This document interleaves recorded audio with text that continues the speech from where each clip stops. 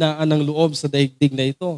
Kung hindi nasunod ang aral ng Diyos, ano naman ang consequences? Parang laging may nangyayari na mahirap maunawaan ng tao sa mundo. Di ba? Parang ganun eh. Parang wala ka namang problema, then nakakaranas ka ng kalungkutan.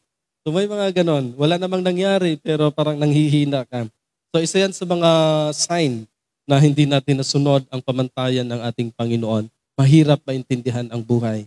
Kaya huwag palitan ang mga inuutos ng Diyos, huwag baliwalain ang mga utos ng Panginoon kasi nakakatulong ito sa tao. Huwag i-set aside itong mga mahalagang bagay ng spiritual kasi nagpapalakas ito sa buhay ng tao. Kung gusto niyong lumakas ang pag-asa niyo sa daigdig na ito, dapat malakas ang pananampalataya natin sa Diyos o kay Kristo. So, ganun lang. May mga tradisyon ang church na